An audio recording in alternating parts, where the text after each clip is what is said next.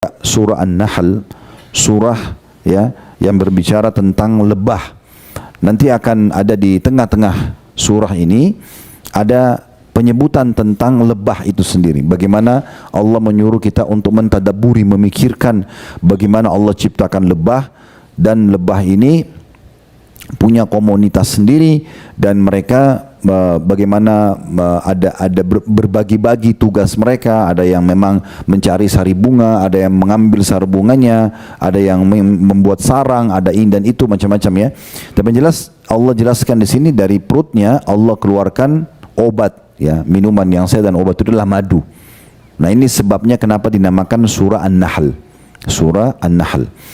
Baik, saya akan bacakan dari ayat satunya dulu. Tentu kita akan coba membaca semaksimal kita bisa. Saya tidak tahu bisa diselesaikan 128 ayat atau tidak, tapi kita coba ya. Dimulai dari awal Bismillahirrahmanirrahim. Ini adalah ayat yang paling mulia dalam Al-Quran, dengan menyebut nama Allah yang Maha Pengasih dan Maha Penyayang. Dan Allah Maha Pengasih dan Maha Penyayang bagi hamba-hambanya yang patuh. Bagi pelaku maksiat tidak bisa berpegang pada dua sifat ini, tapi mereka harus berpegang pada ayat yang lain, yaitu Innallaha syadidul iqab. Allah sangat berat siksaannya.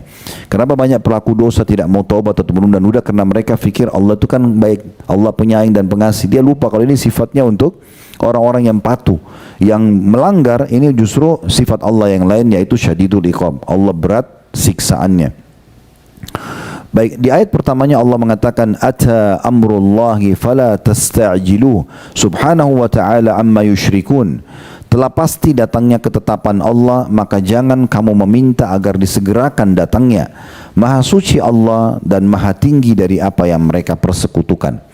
Jadi semalam itu kebetulan memang dibaca dari ayat 13, 14 surah Ibrahim, kemudian disambung ya sampai surah An-Nahl ini.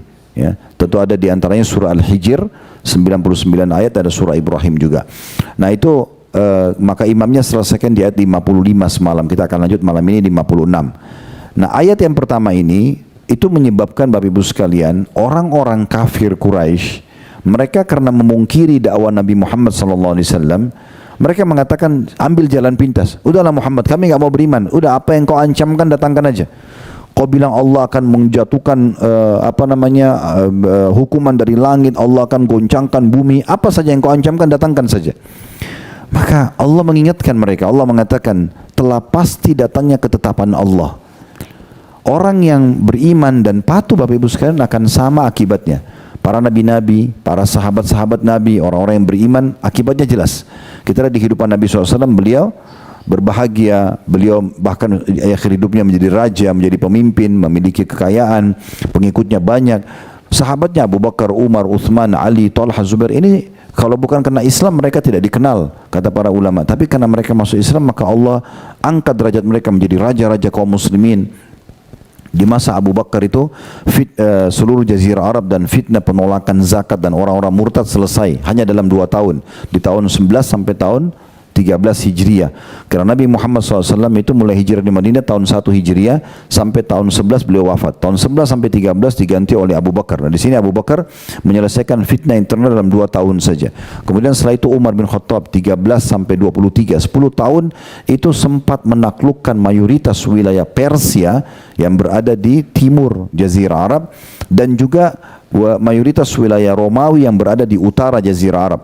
Dan waktu itu umat Islam punya wilayah kekuasaan sangat luas sekali. Di tahun setelahnya Uthman bin Affan datang, itu tahun 23 sampai sekitar 37-38 Hijriah. Dan di masa ini masa keemasan kemakmuran, karena semua umat Islam makmur hidupnya di masa itu. Sampai seringkali disebutkan dalam riwayat Uthman bin Affan seringkali mengutus setiap hari. Ya kalau masa sekarang kan mungkin kontainer, kalau masa dulu itu unta-unta yang membawa kebutuhan sambil mengatakan, hai muslimin, ini hak kalian, ambillah. Amir mukminin suruh kalian mengambilnya, sehingga tiap hari ada pembagian kebutuhan mereka.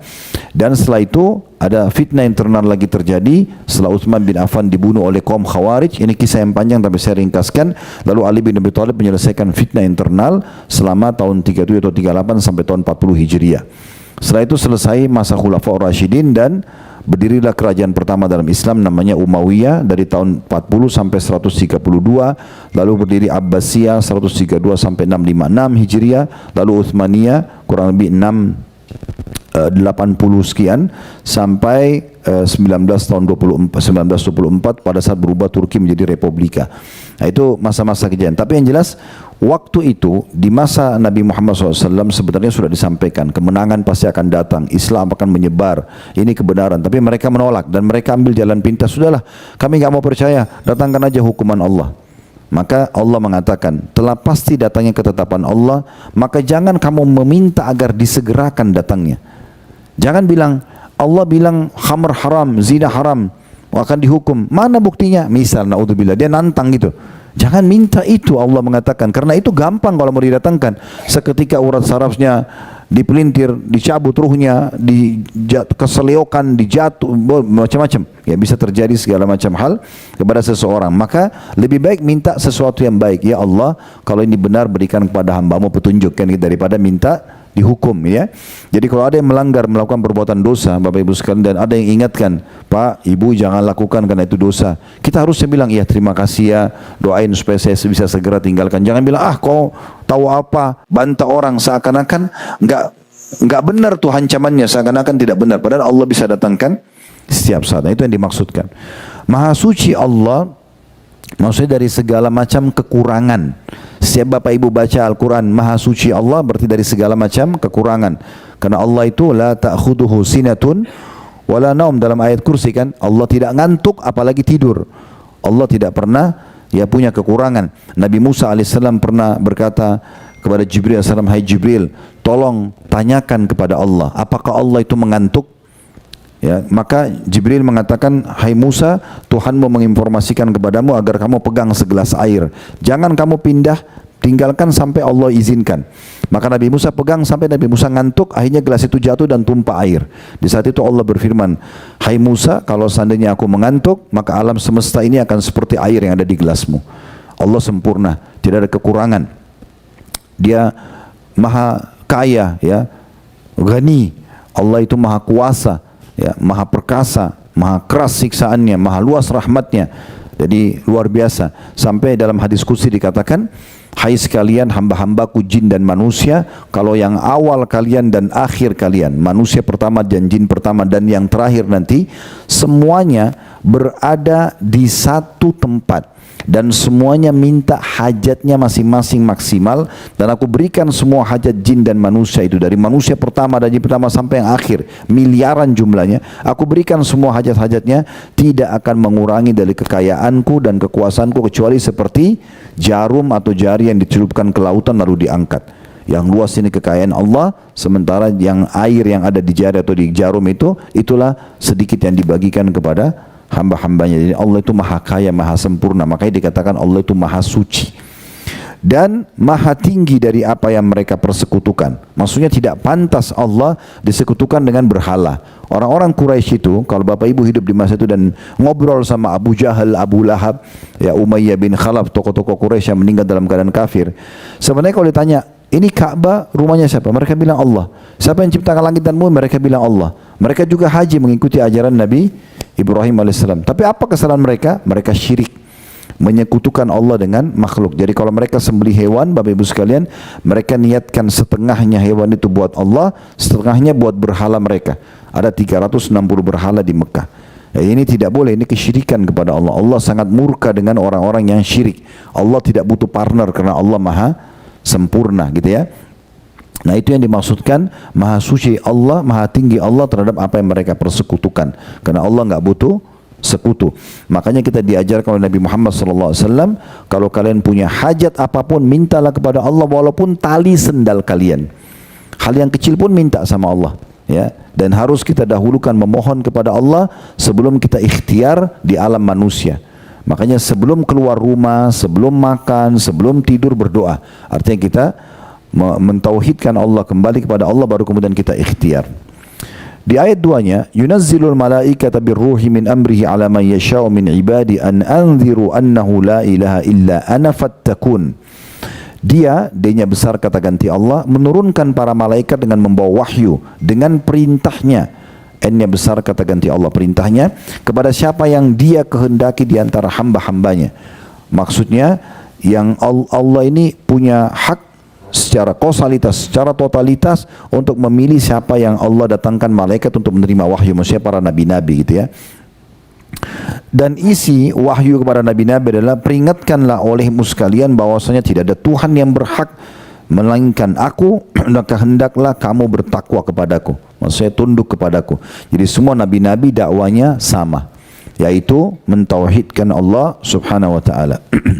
Di ayat 3-nya, Allah memperkenalkan dirinya, khalaqas samawati wal arda bil haqq ta'ala amma yusyrikun. Dia yang telah menciptakan langit dan bumi dengan hak. Ini bumi dan langit yang kita pijakin, bumi yang kita cocok tanam, yang kita ambil hasilnya, yang kita bangun rumah di atasnya, ya kita aktivitas, itu semua ada penciptanya. Dan juga langit ini semua itu ada ciptaannya, atau Allah SWT menciptakannya, dan tidak ada yang menciptakan kecuali Dia. Maka Allah mengatakan maha tinggi Allah dari apa yang mereka sekutukan. Apalagi orang-orang Mekah kadang-kadang menyekutukan Allah dengan benda-benda mati. Patung itu Dia yang bentuk, Dia yang ukir, Dia yang warnain, Dia yang berikan nama, Dia pikul ke tempat yang Dia mau taruh. Kemudian kalau rusak Dia perbaiki, lalu Dia panggil Tuhan. Bagaimana nih? Tidak akan setara dengan Allah subhanahu wa ta'ala. Maka maha tinggi Allah terhadap apa yang mereka sekutukan. Dan ini hati-hati Bapak Ibu sekalian ya. Di Indonesia juga ini ada orang yang melakukan kesyirikan karena tidak sadar. Seperti mereka dalam sholat bilang, Iyyaka na'budu wa iyyaka nasta'in. Hanya kepadamu kami menyembah, hanya kepadamu kami minta pertolongan. Selepas salam pergi minta ke kuburan di sebelah masjidnya.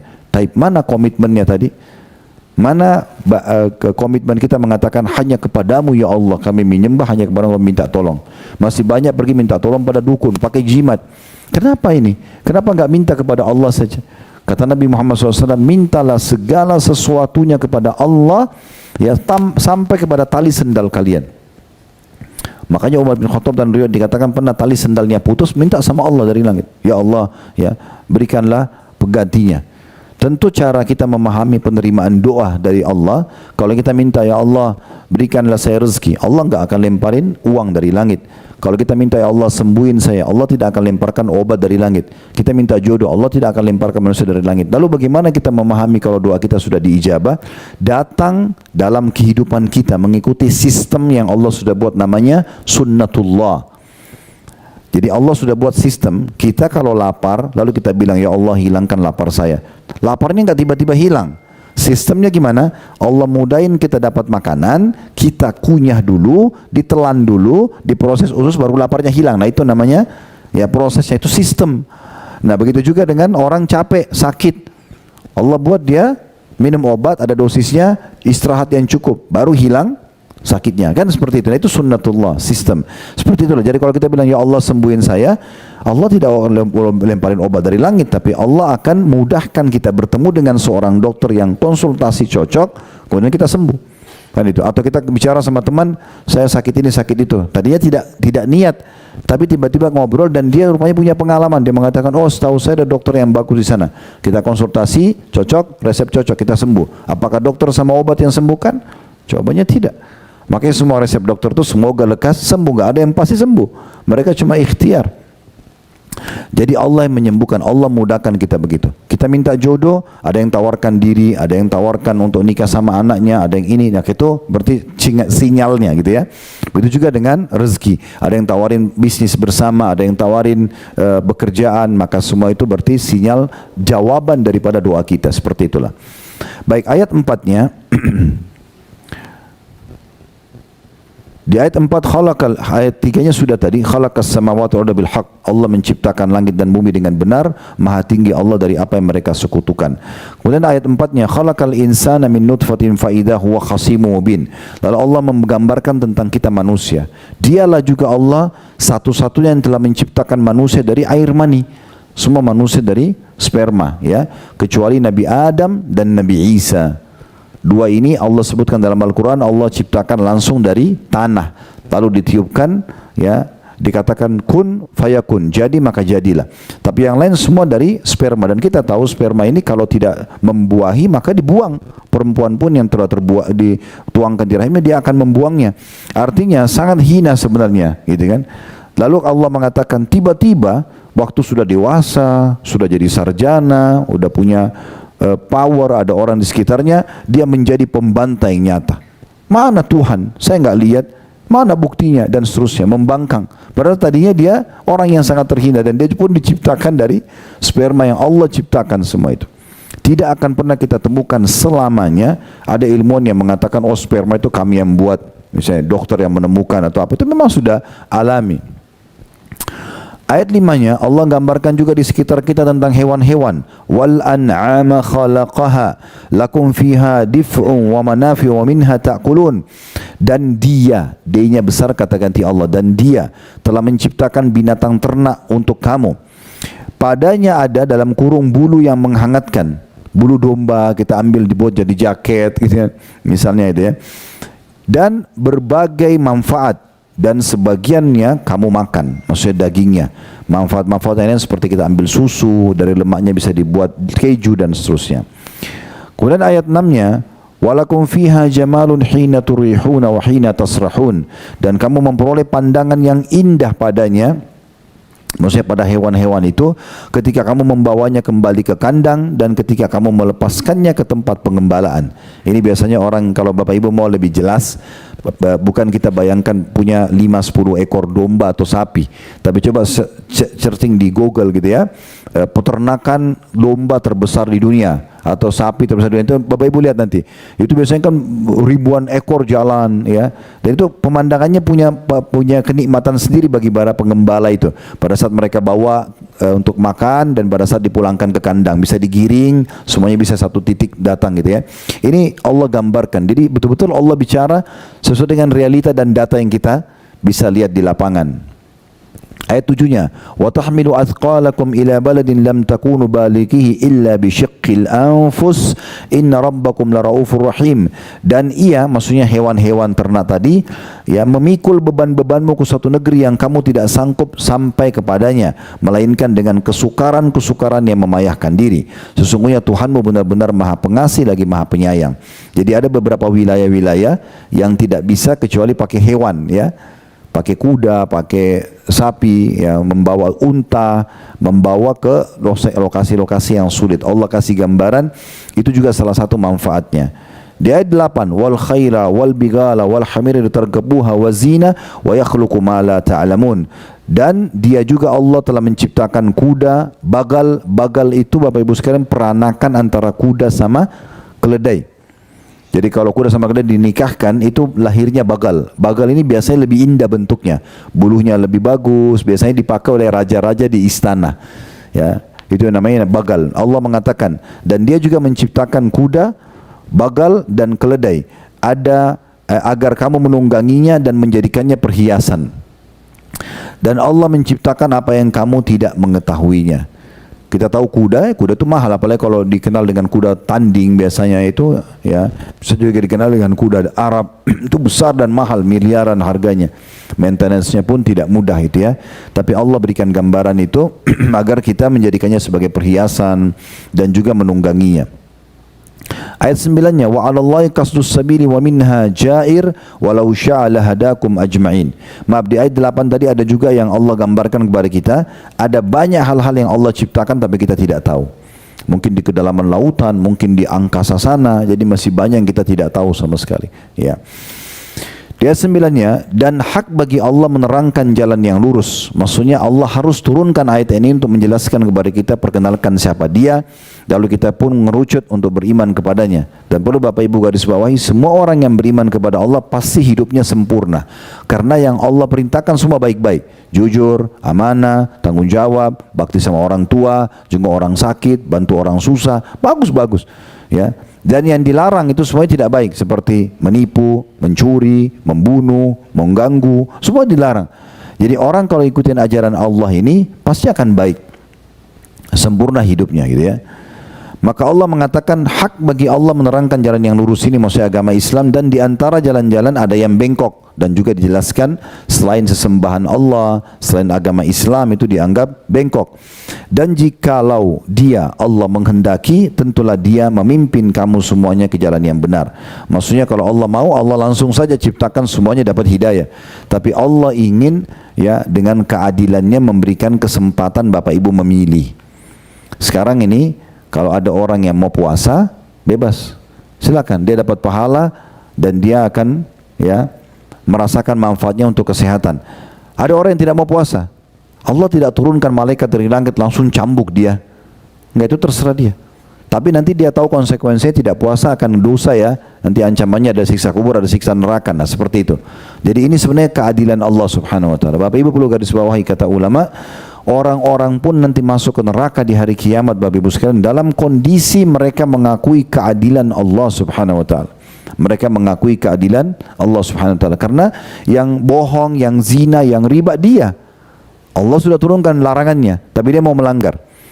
Itu pun Allah subhanahu wa ta'ala dengan kemahamurahnya masih berikan satu kata kunci rahasia. Saya melihat ini sebuah bonus yang luar biasa, yaitu taubat. Taubat ini bisa memaafkan dan memutihkan semua kesalahan yang lalu sehingga tidak ada konsekuensi hukuman dan fasilitas bisa kembali yang tertahan karena dosa-dosa, gitu kan?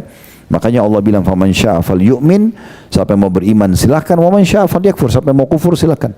Beriman masuk surga. Anda mau patuh, Anda sholat, Anda puasa, Allah mudahkan. Anda mau kufur, orang mau berzina, mau mencuri, silakan. Tapi tetap ada konsekuensi masing-masing daripada perbuatan tersebut. Jadi Allah tidak ingin memaksakan semua harus dapat petunjuk atau semua harus sesat. Itulah makna ayat ini. Di ayat 10-nya Allah kenalkan lagi dirinya supaya kita lebih bisa mengenal siapa sebenarnya Tuhan yang sedang kita sembah. Huwallazi anzala minas sama'i ma'a lakum minhu syarab wa minhu syajarun fihi tusimun. Dialah satu-satunya yang telah menurunkan air hujan dari langit untuk kamu.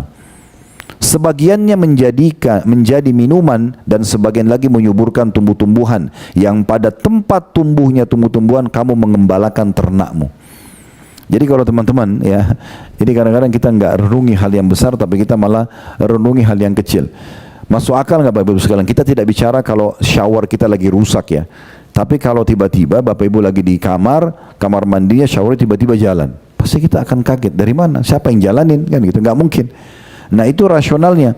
Kalau rusak kita tidak bicara. Tapi kalau normal harusnya kan harus ada yang nyalain baru nyala, yang on kan ya, kerannya baru keluar airnya. Nah ini hal yang kecil. Kadang-kadang kita heran kok bisa kerannya jalan tidak ada yang nyalakan misalnya. Bagaimana hal yang kecil begini membuat kita kaget, tapi kita tidak kaget melihat dan kagum melihat dari langit ada awan turun hujan. Bahkan kadang-kadang uniknya, ini jalan raya kiri kanan, yang kanan basah yang kiri enggak. Pernah lihat enggak? Itu kalau enggak ada yang atur gimana caranya?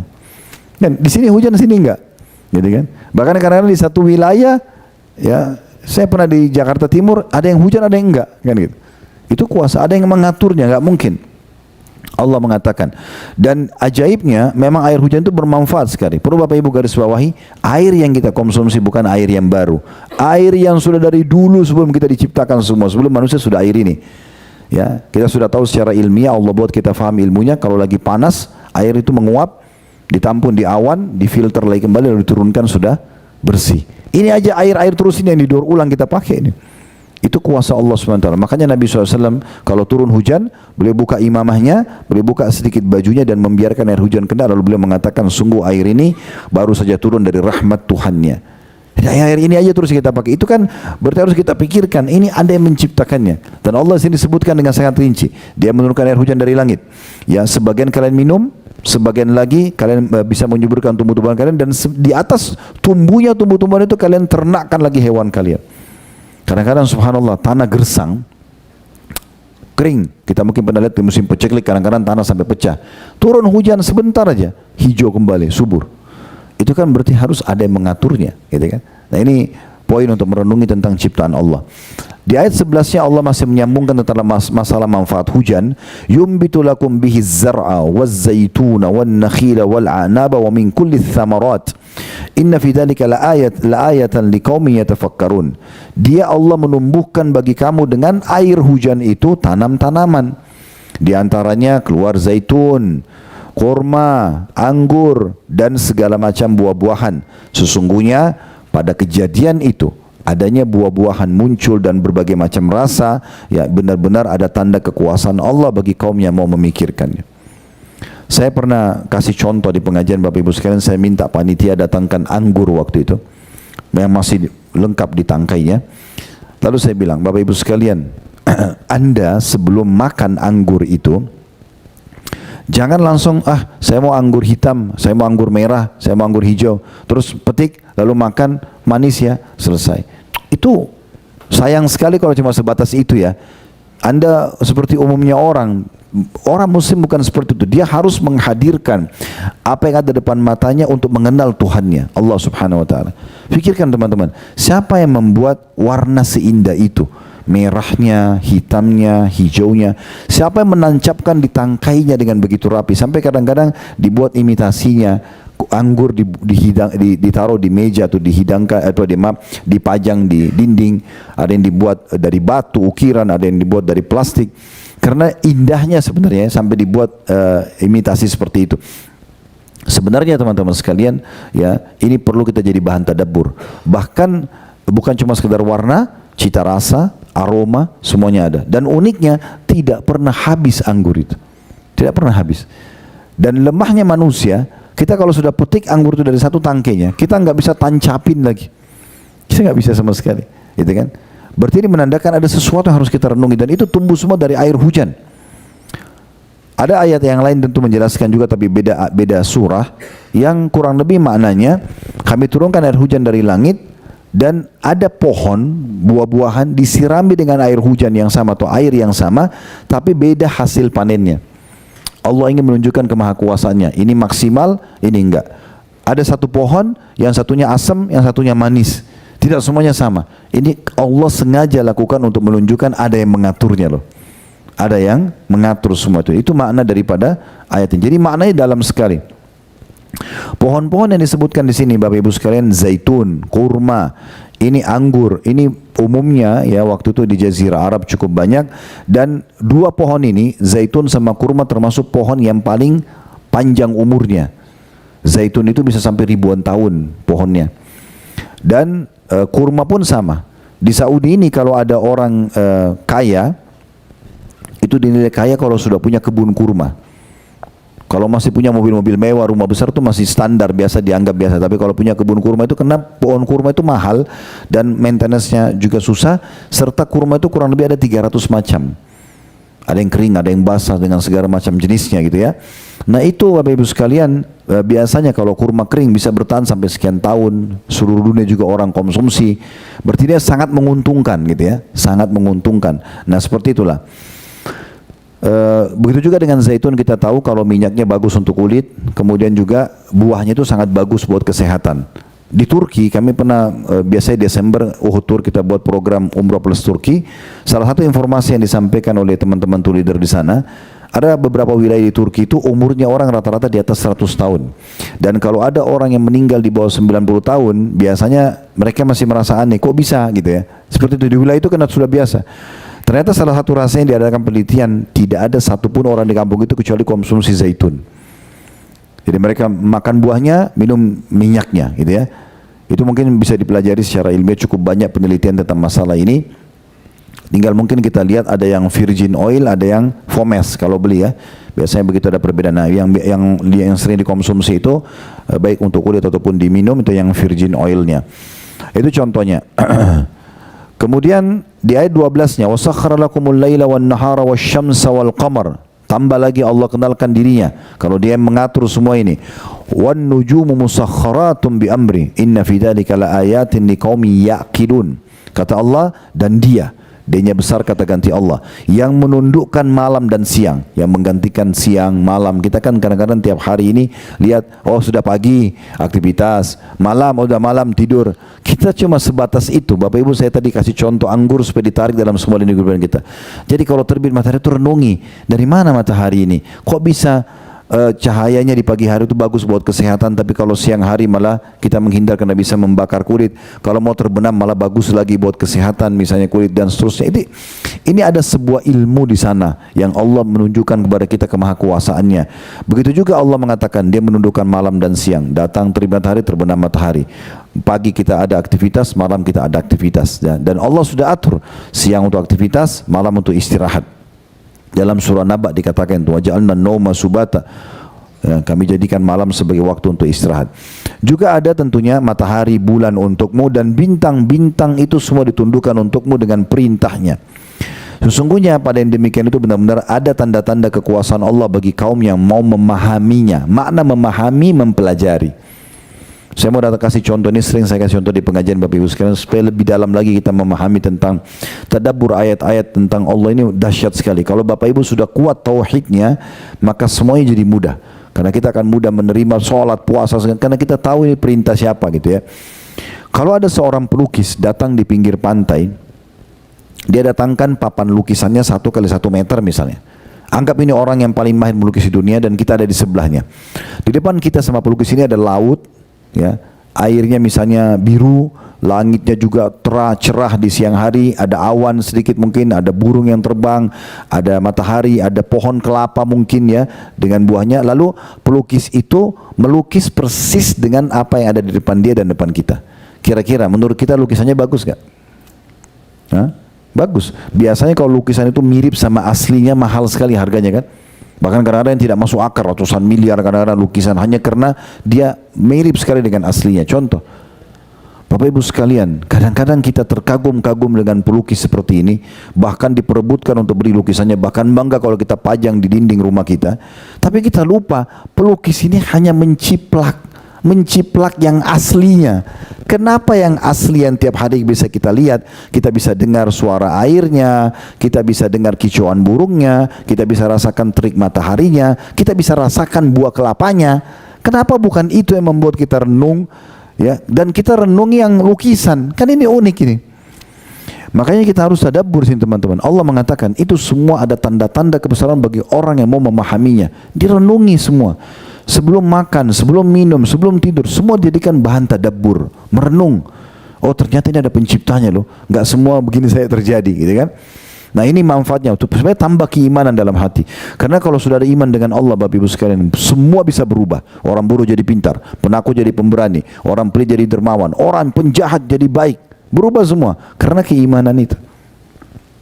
Kemudian ayat 13-nya, Allah pindah sekarang ke ya ciptaan-ciptaan yang lain. Wa ma dzara'a lakum fil ardi mukhtalifan alwanuhu inna fi dzalika laayatan liqaumin yadhakkarun. Dan dia juga menundukkan pula apa yang dia ciptakan untuk kamu di bumi ini dengan berlain-lain macamnya, buah-buahan, sayur-sayuran, hewan-hewan. Sesungguhnya pada demikian itu benar-benar terdapat tanda kekuasaan Allah bagi kaum yang mau mengambil pelajaran. Kadang-kadang kita kalau dekat dengan kucing, kucing datang mendekat, kucing ini siapa yang ciptakan? Kenapa dia bisa dekat dengan manusia? Kita bisa mengelusnya, kita bisa mengajak main.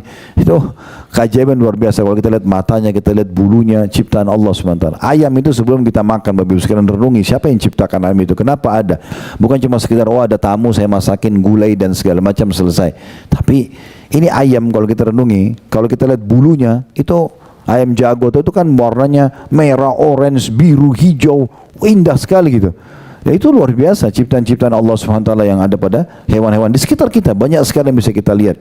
Jadi coba tadabbur di situ, merenungi tentang keberadaan Sang Pencipta Allah Subhanahu wa taala. Sekarang kita pindah di ayat 14 tentang lautan. Allah pindah lagi ke lautan. Setelah langit, matahari, bintang, segala macam diceritakan tadi, pergantian siang malam, air hujan yang turun, ya, kemudian hewan-hewan ternak yang ada di sekitar kita. Kemudian Allah sekarang pindah ke lautan. Di ayat 14-nya, wa huwa alladhi sakhkhara al-bahra lita'kulu minhu lahman tariyan wa tastakhriju minhu hilyatan talbasunaha wa taral fulka mawakhira fihi wa litabtagu min fadli wa la'allakum tashkurun. Dan dialah Allah yang telah menundukkan lautan untukmu. Maksudnya kita bisa di atasnya meraung, kita bisa mengambil hasilnya, ya. Dan dijadikan bahan hiburan, bisa dilihat ya. Biasanya kalau kamar hotel itu kalau view-nya laut atau sungai lebih mahal. Kenapa lebih mahal? Ada pemandangan yang indah di situ. Dan Allah gambarkan kalau Bapak Ibu lihat tentang surga, selalu ayatnya jannatin tajri min tahtihal anhar. Surga di bawahnya mengalir sungai. Kenapa sungai? Kenapa air? Air itu luar biasa, bisa membuat ketenangan jiwa. Kalau kita dengar suaranya, gemericiknya, kita lihat, kita sentuh, segar, kita lagi capek, cuci muka aja, atau apalagi mandi, segar kembali. Itu luar biasa, bahan-bahan renungan semuanya. Dan dia menundukkan lautan untuk kalian, agar kamu dapat memakan darinya daging yang segar, dalam kurung ikan. Ini bayangkan Bapak Ibu, tadi malam dibaca ayat ini ya. Kemarin itu sambil dibaca, sambil saya dengar karena saya ngerti, kita kayak terbawa arus ayat itu. Iya, lautan ya. Allah bilang itu segar, ada ikan segar bisa diambil dari situ. Kadang-kadang nelayan cuma ambil, lalu kita dijual, kita beli. Oh ini ikan ini, kita tinggal rasa, digoreng, dibakar. Tidak pernah berpikir dari mana asalnya ikan ini dengan berbagai macam variannya dan segala macam ukurannya dan seterusnya. Dan kamu juga mengeluarkan dari lautan itu perhiasan yang kamu pakai. Kalau dibahas lautan berarti sungai dalamnya. Ada mutiara, ada batu-batu, ada segala macam. Yang kamu melihat bahtera berlayar di atasnya. Dan supaya kamu mencari keuntungan dari karunia-Nya. Bisa dapat keuntungan di lautan.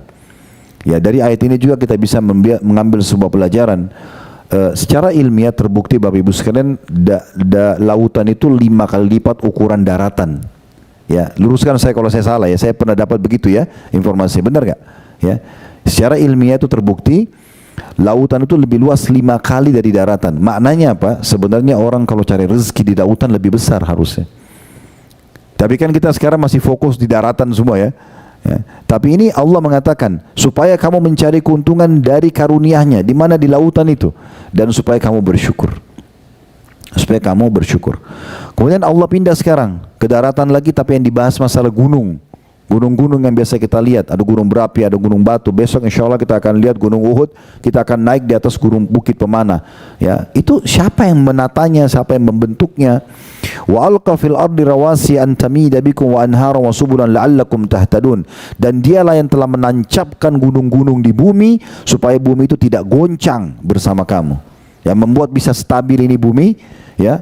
Ini kan di alam semesta ini sebenarnya dia harus ngapung ini ya, ngambang di mana-mana. Tapi ada gunung yang membuat bumi itu bisa stabil, berada di garisnya. Allah mengatakan, dan Dia satu-satunya yang menancapkan gunung-gunung di bumi supaya bumi itu tidak goncang bersama kamu.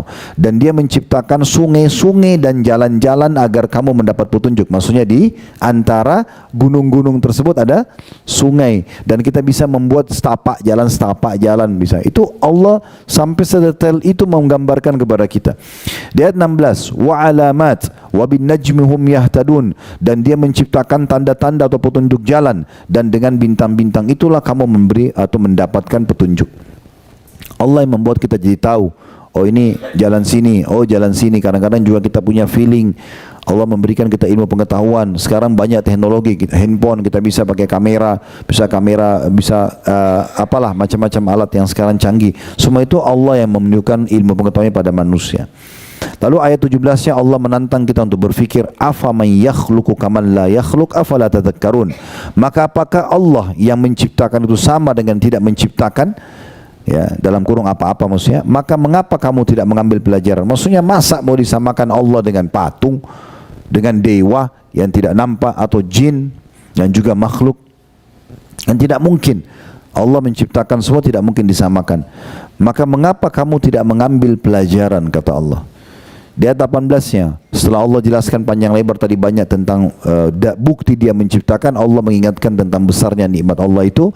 Wa in ta'uddu ni'matallahi la tuhsuha innallaha laghafurur rahim. Jika kamu menghitung-hitung nikmat Allah, niscaya kamu tidak dapat menentukan jumlahnya.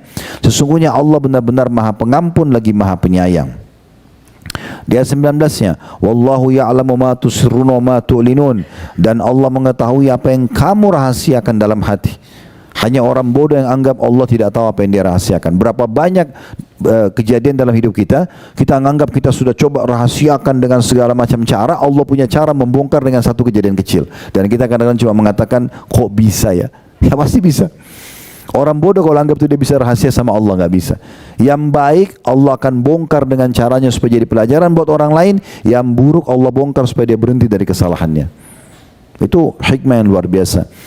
Dan Allah mengetahui apa yang kamu rahasiakan dan apa yang kamu nampakkan. Lahirkan itu yang kamu nampakkan. Ayat 20, walladzina yad'una min dunillahi la yakhluquna syai'an wa hum yukhlaqun, dan berhala-berhala yang mereka seru selain Allah tidak dapat membuat sesuatu apapun, sedangkan berhala-berhala sendiri itu dibuat oleh orang. Jadi orang-orang yang banyak menyembah patung, ya, taruh-taruh patung di rumahnya, atau apalagi pakai jimat, benda-benda kecil dianggap bisa memberikan manfaat dan mudarat. Ini semua di masa jahiliyah, nggak bisa dalam masa Islam. Seorang muslim tidak akan pernah bergantung kecuali kepada Tuhannya Allah Subhanahu wa taala. Ayat 21, amwatun ghairu ahya. Allah gambarkan tentang berhala-berhala yang disembah, ya jimat-jimat yang dipakai. Itu adalah berhala-berhala benda mati, tidak hidup. Wa ma yashuruna ayyana yub'atsun. Ya, dan berhala-berhala itu tidak mengetahui bilakah penyembah-penyembahnya akan dibangkitkan. Maksudnya tidak tahu tentang hari kiamat. Kalau sudah dibahas berhala, berarti semua yang disembah selain Allah Subhanahu wa taala, patung kah, ya pohon kah, dianggap keramat, bintang-bintang kah, dewa kah, jin dan segala macam, semua itu adalah makhluk seperti kita yang tidak pantas untuk dijadikan sebagai pencipta. Lalu Allah mengatakan di ayat 22, ilahukum ilahu wahid falladina la yu'minu bil akhirati qulubuhum munkiratun wa hum mustakbirun. Tuhan kamu, tidak usah cari yang lain-lain, adalah Tuhan yang Maha Esa, Allah. Maka orang-orang yang tidak beriman kepada akhirat, hati mereka mengingkari keesaan Allah, sedangkan mereka sendiri adalah orang-orang yang sombong. Kemudian ayat 23-nya, la jarama anna Allah ya'lamu ma yusrun wa ma yu'linun innahu la yuhibbul mustakbirin. Tidak diragukan lagi bahwasanya sungguhnya Allah mengetahui apa yang mereka rahasiakan dan apa yang mereka lahirkan. Sesungguhnya Allah tidak menyukai orang-orang yang sombong. Sombong maksudnya menolak dakwah Islam atau mentauhidkan Allah Subhanahu wa taala. Lalu Allah gambarkan contoh pembangkangan orang-orang Quraisy di masa itu, ya. Di ayat 24-nya, wa idza qila lahum madza anzala rabbukum qalu asatirul awwalin. Apabila dikatakan kepada mereka apa yang telah diturunkan Tuhanmu, maksudnya yang dibawa oleh Nabi Muhammad SAW dalam bentuk wahyu, mereka mengatakan dongeng-dongeng orang dahulu. Karena sebagian tokoh-tokoh Quraisy yang menolak dakwah Nabi Muhammad SAW, mereka bilang Muhammad itu cerita tentang kaum Nuh, kaum Saleh, kaum Syuaib, kaum Nabi-Nabi, sebenarnya dongeng, ya, bukan cerita benar. Padahal Al-Quran datang membawa berita yang benar. Ayat 25-nya Allah pastikan tentang dosa mereka, liyahmilu auzarahum kamilatan yaumal qiyamah wa min auzaril ladzina yudillunahum bighairi ilm ala sa'a ma yazirun.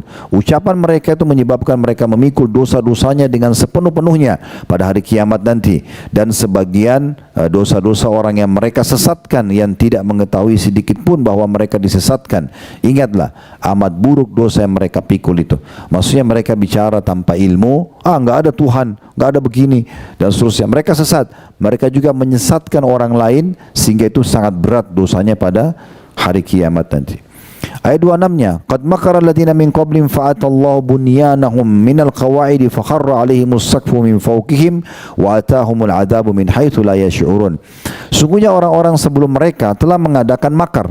Sebelum Quraisy, sebelum orang-orang yang hidup kayak gini, masa kita sekarang ini, sudah ada umat-umat sebelum kita. Umatnya kaum Nuh, umatnya kaum Lut, umatnya kaum Hud, umatnya kaum Syuaib, Musa, Isa dan seterusnya. Sesungguhnya orang-orang yang sebelum mereka telah mengadakan makar dan kufur kepada Allah maksudnya. Maka Allah menghancurkan rumah-rumah mereka dari pondasinya. Lalu atap rumah itu jatuh menimpa mereka dari atas, dan datanglah azab itu kepada mereka dari tempat yang tidak mereka sadari. Seberapa banyak orang yang tadinya rumahnya bagus, mungkin punya jabatan, tapi kufur kepada Allah, Allah datangkan gempa bumi, hitungan detik hancur semua bangunannya, dia pun runtuh, kena bangunannya dan mati, selesai, habis ceritanya. Begitu mudahnya kalau Allah Subhanahu wa taala ingin membinasakan orang-orang kufur, tapi Allah masih memberikan kesempatan hamba-hambanya justru untuk merenung dan bagaimana mereka kembali kepada Allah Subhanahu wa taala. Dan Allah sebutkan di ayat 27, kalau orang-orangnya tidak beriman, orang tetap kufur kepada Allah, maka hari kiamat mereka akan lebih susah lagi. Di ayat 27, "Tsumma yaumal qiyamati yukhzihim wa yaqulu aina syuraka'i alladziina kuntum tushaqquna fihim qala alladziina utul ilma innal khizya al-yawma was-su'a 'alal kafirin." Kemudian Allah menghinakan mereka di hari kiamat nanti, dan Allah berfirman kepada mereka, di manakah sekutu-sekutuku yang mereka membelahnya, atau sekutu-sekutuku yang kamu memusuhi para nabi-nabi dan orang-orang beriman karenanya. Berkatalah orang-orang yang telah diberi ilmu, maksudnya orang-orang yang beriman kepada orang-orang kafir itu di hari kiamat, sungguhnya kehinaan dan adab hari ini ditimpakan atas orang-orang kafir. Siapa yang Allah katakan orang kafir? Ayat 28-nya.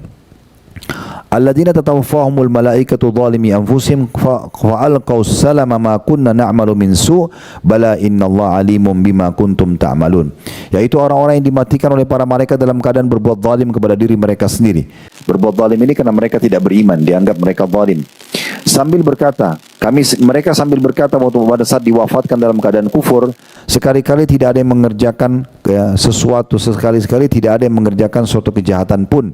Maksudnya mereka kami tidak buat kejahatan kok. Ya kami juga ya tidak beriman, itu hak kami dan seterusnya. Maka ya dijawab oleh para malaikat, sungguhnya Allah Maha mengetahui apa yang telah kamu kerjakan. Lalu diperintahkan mereka, fadkhulu, ayat 29, fadkhulu abwaaba jahannam khalidina fiha fala bi'sa mathwal mutakabbirin. Maka masukilah pintu-pintu neraka jahanam, kamu kekal di dalamnya, maka amat buruklah tempat orang-orang yang menyombongkan diri itu. Maksudnya orang-orang yang kufur kepada Allah, di dunia mereka akan dihinakan, di akhirat pun mereka akan dimasukkan ke neraka jahanam. Ayat 30-nya Bapak Ibu sekalian, Allah menggambarkan orang-orang yang patuh. Ya mungkin kita tidak bisa menyelesaikan semua kalau lihat waktu ya, sampai mungkin maksimal jam 3. InsyaAllah mungkin ayat 30-nya Allah menggambarkan justru sebaliknya orang yang patuh.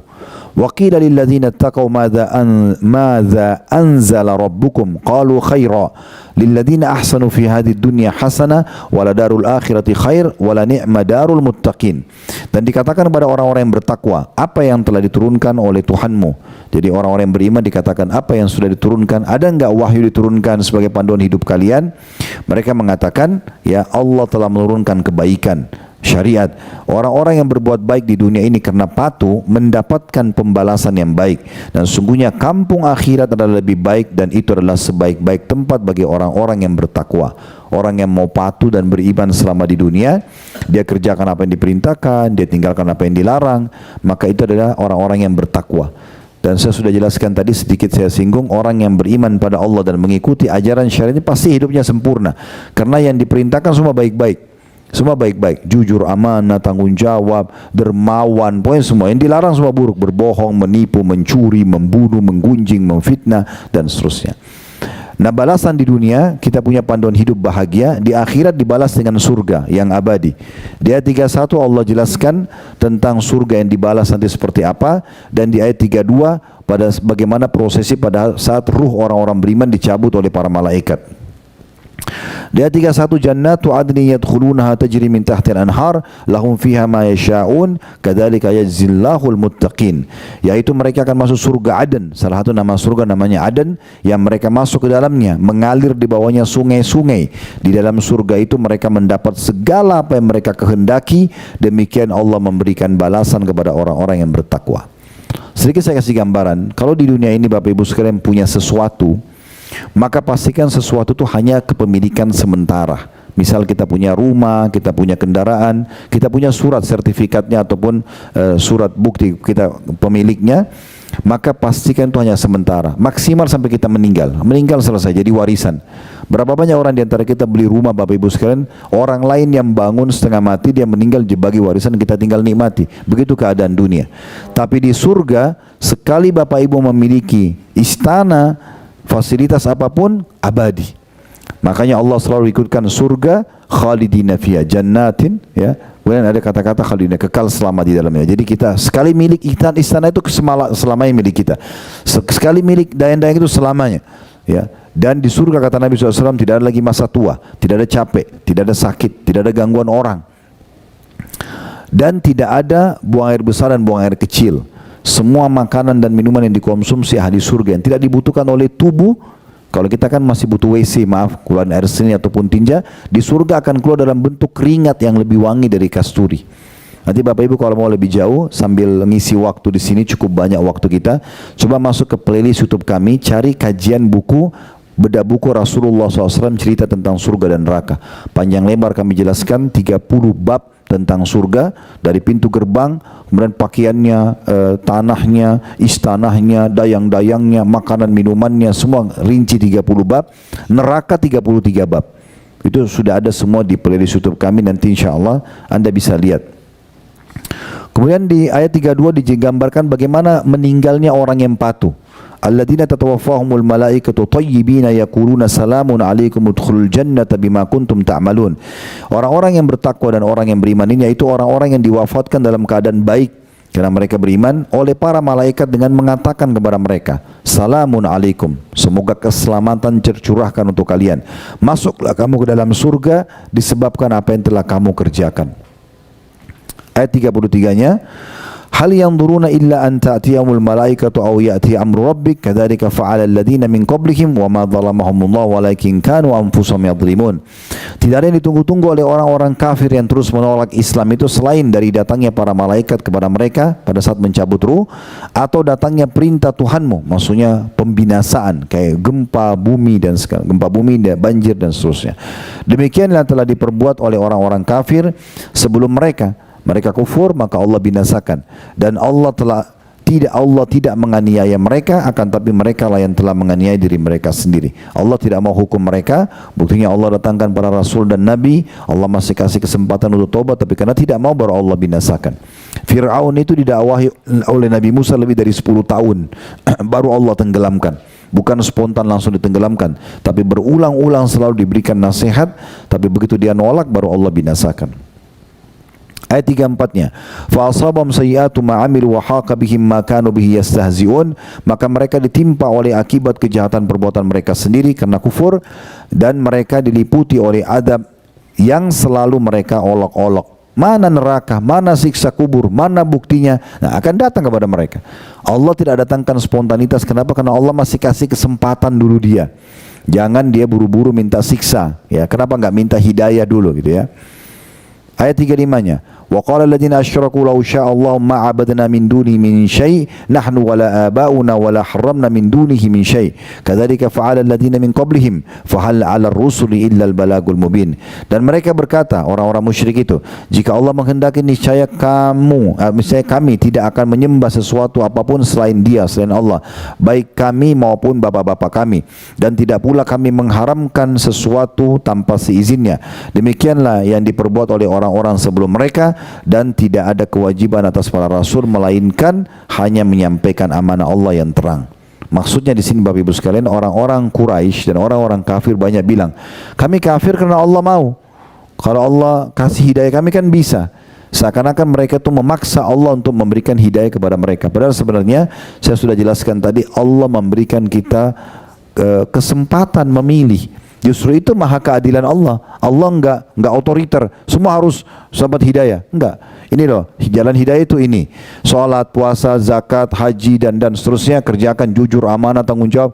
Ini Rasul yang saya utus, nama-namanya Adam, Nuh, Hud, Saleh, Shu'aib sampai Muhammad. Ini ya, kitab yang saya turunkan. Ada Taurat pada Nabi Musa, ada Injil Nabi Isa, ada Zabur Nabi Daud, ada Quran Nabi Muhammad. Ikuti kitab-kitab yang terakhir turun karena menghapus syariat sebelumnya. Maka ikuti ini, ujung-ujungnya ada panduan hidup dan mati masuk surga. Sudah jelas. Ini kufur. Seperti Fir'aun ada contohnya, Abu Lahab ada contohnya, Abu Jahal ada contohnya, Namrud ada contohnya, banyak. Haman, Qarun. Ujung-ujungnya di dunia mereka habis semua hartanya dan cuma dikenang keburukan, di akhirat akan masuk ke neraka. Jadi Allah berikan kita kesempatan untuk itu. Dia 36-nya, walaqad ba'atsna fi kulli ummati rasulan an i'budullaha wa ijtanibut taghut wa minhum man hadallahu wa minhum man haqqat 'alaihimud dhalalah fasiru fil ardi fanzuru kaifa kana 'aqibatul mukadzibin. Dan sungguhnya kami telah mengutus rasul pada tiap-tiap umat untuk menyeru, sembahlah Allah saja dan jauhi taghut. Taghut itu semua yang disembah selain Allah, istilahnya taghut ya. Maka di antara umat itu ada orang-orang yang diberi petunjuk oleh Allah, dan ada pula yang di antara mereka yang telah pasti kesesatan baginya. Maksudnya setiap datang petunjuk nggak mau. Petunjuk itu gini Bapak Ibu sekalian, contoh ya, kalau Anda dengar azan, hayya 'alas shalah, itu semua umumnya orang muslim pasti Allah kasih sinyal hidayah dalam hatinya. Oh salat, oh itu azan. Tinggal dia mau kerjakan atau tidak. Di sini Allah tidak akan paksa. Kalau tidak salat, malaikat datang cambuk, penggal lehernya, enggak. Salat silakan, berarti dapat pahalanya. Ya dia tidak mau, tidak dipaksakan. Tapi dia tahu akibatnya nanti. Akibatnya adalah dia tidak akan mendapatkan pahala, atau malah dia akan dihukum karena tidak melakukan perintah. Ya, seperti itulah. Maka berjalanlah kamu di muka bumi, lihat ya, dan perhatikan bagaimana kesudahan orang-orang yang mendustakan rasul-rasul. Di antara program kami di Uhud Tour juga ada program umrah plus Mesir. Tapi ini jarang sekali kami lakukan karena paling yang menarik di sana itu sebenarnya untuk mendatangi muminya Firaun gitu ya. Piramida pun itu sebenarnya cuma kuburan mereka. Jadi mereka makin kaya dulu, mereka banggakan dengan makin besar dan mereka bisa buat piramida gitu ya. Sehingga kami tidak terlalu fokus. Biasanya kami fokus tuh Aqsa supaya dapat pahala ke Masjid Aqsa. Insya Allah nanti Oktober ada, di akhir Oktober programnya, dan ada yang Turki untuk mempelajari sejarah gitu kan. Tapi jelas kami pernah bawa jemaah dan masuk ke museum di Kairo itu, di muminya Fir'aun. Begitu saya lewat di sebelahnya sama jemaah tanya, Ustaz, ini Fir'aun itu yang kufur kepada Allah? Saya bilang, iya, ini orang. Ini yang ditenggelamkan oleh Allah SWT. Allah sengaja dalam Al-Quran mengatakan, hari ini kami selamatkan jasadmu hai Fir'aun, agar engkau menjadi tanda-tanda kebesaran kami bagi orang-orang yang datang sesudahmu. Jadi kita bisa lihat, sebenarnya sih tanpa ke Mesir pun kita sudah tahu. Kita bisa searching di Google muminya Fir'aun, kita mau baca sejarahnya, ada dalam Al-Quran, ada dalam artikel banyak, ceramah-ceramah para ustaz dan kiai banyak menjelaskan masalah itu. Kemudian ayat 37-nya Allah SWT menyampaikan kepada Nabi Muhammad SAW, bagaimanapun kita coba menyampaikan agar orang mau dapat hidayah, itu belum tentu bisa mendapatkan, karena tergantung bagaimana dia mau atau tidak. Dakwah itu Bapak Ibu sekalian targetnya penyampaian bukan penerimaan. Saya kalau ceramah begini sejam 2 jam pun saya ceramah, kalau target saya penerimaan terus Bapak Ibu nggak terima, saya kecewa. Tapi bukan itu targetnya. Targetnya adalah penyampaian. Tugas saya menyampaikan. Bapak Ibu dengar, alhamdulillah. Bapak Ibu tidak mau dengar, itu haknya. Nanti tanggung jawab sendiri depan Allah. Tapi tugas saya sudah menyampaikan. Dengan tujuan penyampaian bukan penerimaan, maka saya tidak akan pernah jenuh untuk berdakwah. Hari ini Anda belum dapat hidayah, mungkin bisa dengar ceramah yang lain, mungkin bulan depan. Pokoknya semua dai akan terus berusaha. Nah itu memang bermula dari Nabi Muhammad SAW. Makanya di ayat 37 Allah mengatakan, in tahris ala hudahum fa innallaha la yahdi may yudhil wa ma lahum min nasirin. Jika kamu hai Muhammad sangat mengharapkan agar mereka dapat petunjuk, orang-orang Quraisy, keluarga-keluarga Nabi di Mekah waktu itu, maka Allah mengatakan sungguhnya Allah tidak memberi petunjuk kepada orang yang disesatkannya. Jadi maksudnya di sini bukan Allah otoriter sesatkan orang, tidak. Allah kirim ke dia sinyal terus, tapi dasarnya nggak mau. Kita saya kasih contoh, Fir'aun itu 10 tahun didakwai. Itu Abu Lahab, Bapak Ibu sekalian yang binasa dalam keadaan kufur, itu pamannya Nabi, paman kandung Nabi. Bahkan bukan cuma paman, paman sekaligus besan. Anak laki-lakinya Abu Lahab menikah sama anak perempuannya Nabi. Waktu Nabi sampaikan, orang semua bisa terima, Abu Lahab tidak terima. Malah dia yang tiba-tiba datang, kamu ini dusta, dari mana kamu mengarang-arang kamu ini Nabi? Lalu dia suruh anak laki-lakinya ceraikan anak Nabi. Dan istrinya dalam surah Al-Masad Allah gambarkan juga ikut-ikutan sama suaminya sampai dia bawa ya rumput-rumput kering yang dia selalu taruh di jalannya Nabi dan dibakar pakai batu, ditemuin batu terus dibakar agar Nabi nggak bisa berdakwah tanpa sebab dimusuhin. Jadi orang-orang yang kufur ini agak unik ya, karena mereka sendiri mau itu. Mereka mau. Begitu juga dengan pelaku maksiat. Sebenarnya Allah sudah kasih solusi. Kita tidak boleh makan babi. Oke, ini babi ya, ini mukanya, ini suaranya, ini namanya dalam bahasa Inggris, bahasa Arab, bahasa Cina, ini loh babi. Jangan dimakan, ini haram ya. Tapi Allah ciptakan tubuh kita butuh protein hewani. Baik, Allah kasih gantinya. Ada sapi, ada kambing, ada ayam, ada kelinci, ada ikan, hewan air. Banyak, ini cuma sebagai ujian, gitu kan. Diuji, beriman nggak, gitu kan. Kalau seandainya Allah buat tubuh kita ini, tubuh kita otot ini butuh protein hewani dan semua hewan haram, wajar kita melanggar. Ini ada solusinya, kan gitu. Dan lebih banyak yang halal daripada yang haram. Di saat Allah haramkan khamr, nggak boleh minuman keras ya, narkotika nggak boleh, karena bisa merusak akal dan segala macam. Orang kalau mabuk, Bapak Ibu sekalian, tadinya tidak, kalau sebelum mabuk tidak mau membunuh, dia kalau mabuk bisa membunuh. Dia kalau sebelum mabuk tidak berani memerkosa, setelah mabuk bisa memerkosa, gitu kan? Allah larang nggak boleh ya. Allah ganti dengan tubuh kita butuh cairan. Tapi ini tidak boleh khamr, baik diganti susu, madu, air putih, sirup, banyak yang halal. Kenapa ini? Kita butuh untuk populasi manusia, ya, itu biologis. Baik sekarang yang haram zina, dibuka pintu nikah, bisa. Bedanya hanya kalimat akad, 2 saksi, ada mahar, kan gitu. Hitungan 1 menit selesai. Silakan biologis bosnya, ini nggak boleh. Jadi ada solusi. Itu maksudnya. Jadi untuk apa kita melakukan pelanggaran-pelanggaran gitu? Di ayat 38 Allah mengatakan wa aqsamu billahi jahada imanihim la yab'atsullahu man yamut bala wa'dan 'alaihi haqqan walakinna aktsaran nasi la ya'lamun. Maka mereka bersumpah dengan nama Allah dengan sumpahnya yang sungguh-sungguh, Allah tidak akan membangkitkan orang yang mati. Tidak demikian, bahkan pasti Allah akan membangkitkannya sebagai suatu janji yang benar dari Allah, akan tapi kebanyakan manusia tidak mengetahuinya. Maksudnya orang-orang kafir Quraisy itu, mereka berkata, Bapak Ibu sekalian, ya, karena mereka tahu Ka'bah itu rumahnya Allah, mereka juga tawaf, mereka juga haji, tapi mereka tadi syirik, menyekutukan Allah dengan patung-patung. Mereka mengatakan, waktu Nabi SAW sampaikan, Allah akan membangkitkan nanti, Allah akan tanya kalian di hari kiamat, ada siksa kubur, ada neraka. Mereka bilang, enggak kok, demi Allah, demi Tuhannya Ka'bah ini, tidak ada itu semua. Allah bantah di sini. Allah mengatakan mereka bersumpah dengan nama Allah dengan bersungguh-sungguh, Allah tidak akan membangkitkan orang yang mati. Maka Allah mengatakan tidak demikian. Allah bantah mereka. Bahkan pasti Allah akan membangkitkan sebagai suatu janji yang benar dari Allah, akan tetapi kebanyakan manusia tidak mengetahuinya. Di ayat 39-nya, liyubayyina lahum alladhi yakhtalifuna fi wa liya'lama alladhina kafaru annahum kanu kadhibin, agar Allah menjelaskan kepada mereka apa yang mereka perselisihkan itu. Di hari kiamat dibangkitkan, Allah jelaskan. Dulu kamu tidak mau beriman, alasanmu ini enggak benar loh, ini loh. Allah tegakkan argumentasi pada mereka. Agar orang-orang kafir itu mengetahui bahwasanya mereka adalah orang-orang yang berdusta. Ayat 40, innama qawluna li syai'in idza aradna an naqula kun fayakun, ketahuilah sungguhnya perkataan kami, kata Allah, terhadap sesuatu apabila kami menghendakinya, kami hanya mengatakan kepadanya kun, jadi, maka jadilah. Jadi Allah sangat mudah kalau mau melakukan sesuatu. Ayat 41-nya, walladzina hajaru fillahi min ba'di ma dhulimu lanubawwi'annahum fid dunya hasanah wal ajrul akhirati akbar law kanu ya'lamun. Orang-orang yang berhijrah karena Allah dari Mekah menuju ke Madinah di masa itu, mereka pindah ke Madinah karena supaya bisa beribadah kepada Allah. Sesungguhnya, maaf saya ulangi, dan orang yang berhijrah karena Allah sesudah mereka dianiaya, maksudnya di Mekah waktu itu, pasti kami akan memberikan tempat yang bagus kepada mereka di dunia, maksudnya kota Madinah pada saat itu, dan sesungguhnya pahala di akhirat adalah lebih besar kalau mereka mengetahuinya.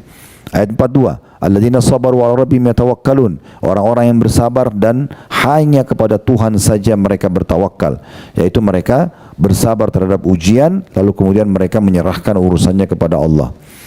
Saya coba baca kalau bisa sampai ayat 56 ya, sedikit saya agak cepat supaya di ayat pas di ayat 55 yang semalam dibaca, jadi nanti ayat 56-nya yang nanti malam akan dibaca, Bapak Ibu bisa baca nanti ya. Ini yang sudah dibaca semalam. Ayat 42-nya, wa ma arsalna min qablika illa rijalan nuhi ilaihim fas'alu ahla dzikri in kuntum la ta'lamun.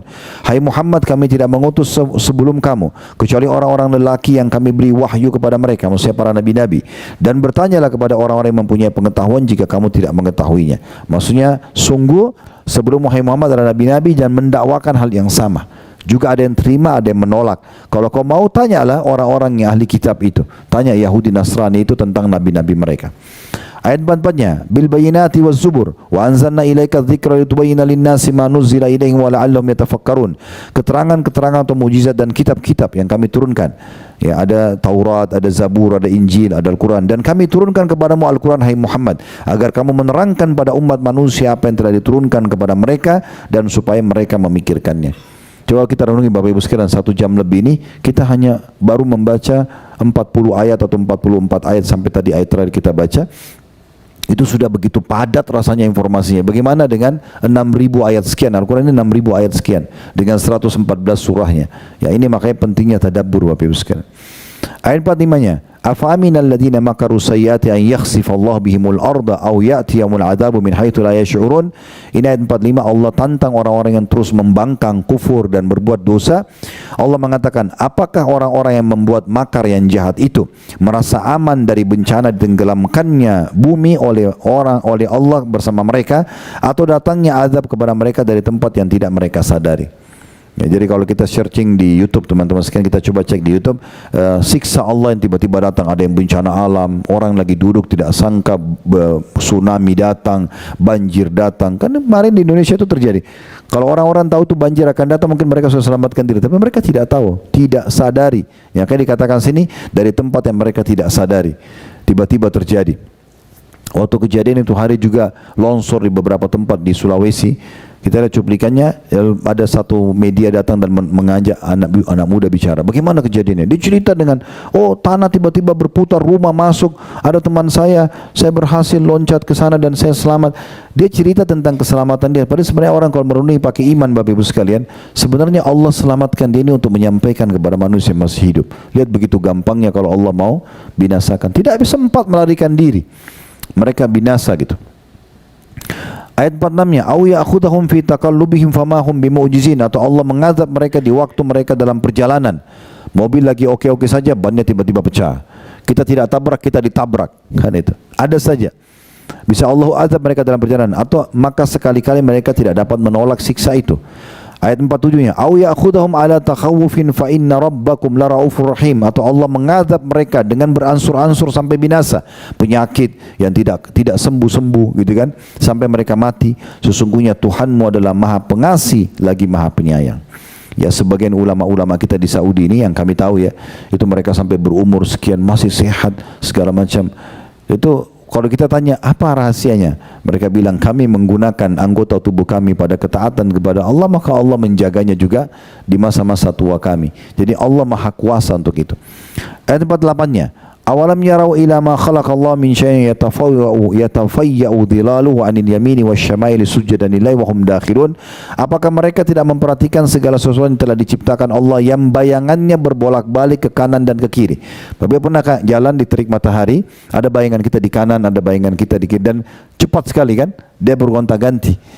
Mungkin bagi kita itu cuma sepintas. Allah jelaskan apa rahasia bayangan tersebut. Apakah mereka tidak memperhatikan segala sesuatu yang telah diciptakan Allah yang bayangannya berbolak-balik kanan dan ke kiri dalam keadaan sujud kepada Allah? Sebenarnya bayangan itu sedang sujud kepada Allah walaupun kita tidak sedang sujud, gitu kan? Bayangan apapun itu, ya, kata Allah di sini. Sedangkan mereka berendah diri, maksudnya bayangan itu pun tunduk kepada Allah Subhanahu wa taala. Ini kalau ingat tadi malam yang ikut tarawih, yang mungkin teman-teman yang sudah masuk dari Madinah, yang mungkin teman dari Jeddah tidak sempat, semalam itu ada sujud ya di tengah-tengah tarawih ya. Nah, ini ayat ini sujud ini. Inilah ayat sujudnya yang semalam itu. Jadi setelah Allah gambarkan apakah mereka tidak memperhatikan bayangan-bayangan mereka yang terus berlomba-lomba kanan kiri itu sedang sujud kepada Allah gitu ya.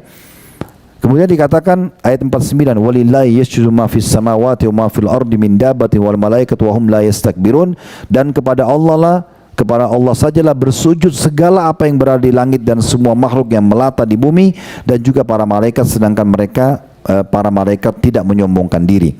Nah, ini setiap kali ada kata-kata sujud dalam Al-Quran berarti dianjurkan sujud. Nah, tandanya saya nggak tahu di aplikasi HP Bapak Ibu ada nggak? Ada kayak tanda mihrab kecil di ayat 50. Lihat ya. Nah, itu berarti kita disuruh sujud ya. Yakhafuna rabbahum min fawqihim wa yaf'aluna ma yu'marun. Mereka orang-orang yang sujud takut kepada Tuhan mereka di atas mereka dan melaksanakan apa yang diperintahkan kepada mereka. Makanya imamnya sujud semalam itu. Habis sujud berdiri lagi. Sunnahnya kalau Bapak Ibu terlewat ayat sujud, maka Bapak Ibu sujud dulu, baca bacaan sujud seperti sholat, kemudian bangun lagi melanjutkan 1 atau 2 ayat, baru ruku, gitu ya. Jadi kalau setelah baca ayat sujud, kita berdiri lagi, baca 1-2 ayat, kemudian baru kita sujud. Itu boleh baca lebih, tapi minimal 1 ayat baru Bapak Ibu ruku, gitu ya. Ayat 51-nya kita baca sampai 55 ya, sampai ayat yang semalam. Jadi nanti malam insya Allah mulai 56. Jadi kami sarankan nanti habis asar, kalau anda mau takjil nanti di masjid, saya selalu sarankan ya, mungkin teman-teman yang dari Jeddah kemarin belum sempat dengar yang saya informasikan, jadi anda bisa buka puasa takjilnya di masjid nanti di pelataran. Jadi mulai habis asar 1 jam lah sebelum azan maghrib anda bisa ke pelataran. Di pelataran itu hampir semua karpet ada sufroh plastik panjang, ditaruh kurma, yogurt dan segala macam itu. Bapak Ibu tinggal duduk aja, mereka nanti kasih gratis semua buka puasa itu. Dan kami sarankan agar Bapak Ibu juga dapat pahala, di depan hotel Sofitel, di depannya pas itu ada langganan Uhud Tour toko kurma. Bapak Ibu kalau mau beli di situ kurma, bilang aja dari Uhud Tour, biasanya langsung dikasih diskon insya Allah ya. Bisa beli yang 10 rial, 15 rial per kilo, bawa aja ke masjid. Jadi nanti kalau sambil duduk bagi aja ke teman-teman di sebelah. Tentu kita nggak bisa bawa banyak ya, karena kalau bawa banyak biasanya dilarang. Orang yang punya sufra itu juga nggak mau disaingi cari pahala, ya. Mereka nggak mau kalau Bapak Ibu yang taruh makanan-makanan di situ. Tapi kalau bawa 1-2 kurma, ya mungkin bisa. Dan kami sarankan kalau mau orang-orang mengambil kurma Bapak Ibu, beli kurma yang bagus. Ya. Biasanya kalau kurma bagus, kemarin saya bawa kurma ambar yang agak besar itu, sekitar 40-50 real per kilo. Nah itu kalau Bapak Ibu beli, pasti orang mau tuh. Kalau kurmanya sukari lagi sama dibagi masjid, orang tidak mau ambil. Nah supaya Anda dapat pasien di situ, tanda kutip ya, dapat mangsa untuk buka puasain orang gitu. Dan saya kemarin bilang sama teman-teman mutawif yang sama saya, kalau kita beli kurma-kurma yang besar, jangan dikasih dusnya mereka ambil. Anda ambil aja satu, kasih yang sebagus itu, kasih satu-satu kurma, karena mereka sudah punya ya. Atau beli jus, mungkin kalau mau bawa jus juga bisa, tapi nggak bisa banyak. Yang penting Anda bisa 5-10 orang aja, berarti kita dapat pahala 5-10 orang buka puasa di situ ya. Nanti habis azan maghrib, habis sholat jenazah dan ba'diyah boleh buka puasa di masjid. Saya ingatkan teman-teman yang di Gold, yang di hotel ini, dan Platinum juga yang semalam turun di Jeddah, restoran Anda buka hanya sampai azan Isya ya. Jadi usahakan habis sholat jenazah pulang makan, karena dia bukan seperti hari biasa. Kalau Anda biasa umroh selain Ramadan, itu restoran buka sampai jam 10 malam. Tapi di Ramadan mereka hanya sampai azan Isya saja. Baik, kita lengkapkan 4 ayat lagi. Ayat 51, wa qala Allahu la tattakhidu ilahaini itsnain innama huwa ilahun wahidun fa iyaya farhabun. Allah berfirman, maka oleh karena itu dari semua penyampaian puluhan ayat sebelumnya, janganlah kamu menyembah 2 Tuhan. Sesungguhnya dia adalah Tuhan yang Maha Esa, dan hendaklah kepadaku, kata Allah, hanya besar kepadaku saja kamu takut, tunduk dan patuh. Jadi nggak perlu sembah selain Allah SWT. Patung kah, dewa kah, bintang kah, semua itu omong kosong ya. Ayat 52-nya, walahu ma fis samawati wal ardi walahu dinu wasiba afa ghairallahi tattaqun. Dan Tuhan yang Allah perkenalkan dirinya dan menyuruh kita menyembahnya satu, dan alhamdulillah sekarang kita termasuk orang beriman. Kepunyaannya lah segala apa yang di langit dan di bumi. Dan dikatakan, dan untuknya lah ketaatan itu selama-lamanya. Maka mengapa kamu bertakwa kepada selain Allah? Mengapa kamu tunduk justru kepada selain Allah? Ayat 53-nya, wa ma bikum min ni'matin faminallah thumma idza massakumud durru fa ilaihi taj'arun. Dan apa saja nikmat yang ada pada kamu, maka dari Allah lah datangnya. Dan bila kamu ditimpa oleh kemudaratan, maka hanya kepadanya lah kamu meminta pertolongan. Semua nikmat dari Allah. Kalau ada ujian datang, ada musibah, berarti dari kita. Kita biasa menjadi penyebabnya, maka datanglah itu. Tapi kita boleh minta tolong kepada Allah, diberikan jalan keluar. 2 ayat terakhir, summa idza kashafad durra ankum idza fariqum minkum bi rabbihim yusyrikun. Kemudian apabila dia telah menghilangkan kemudaratan itu dari kamu, tiba-tiba sebagian daripada kamu mempersekutukan Tuhannya dengan yang lain. Misalnya ada yang sakit minta doa disembuhkan, tapi setelah sembuh malah menyekutukan Allah. Atau selamat dari semua mara bahaya, malah menyekutukan Allah. Selamat dari gempa bumi, bencana, malah kembali kepada kesyirikan. Ayat 55-nya, liyakfuru bima atainahum fatamattau fasawfa ta'lamun. Biarlah mereka mengingkari nikmat yang telah kami berikan kepada mereka, maka bersenang-senanglah kamu, kelak kamu akan mengetahui akibatnya. Ya, ini sampai sini ayat semalam yang dibaca oleh imam. Bapak Ibu tolong tandain nanti, seperti saya bilang, Anda bisa lihat, ikutin dari ayat 56 nanti malam di salat tarawih kita. Di salat tarawih. Allahu a'lam. Begitu Bapak Ibu sekalian ya. Kalau ada benar dari Allah, silakan diambil dan diamalkan. Ada salah dari saya, mohon dimaafkan. Subhanakallahumma bihamdika asyhadu an la ilaha illa anta astaghfiruka wa atubu ilaik. Wassalamualaikum warahmatullahi wabarakatuh.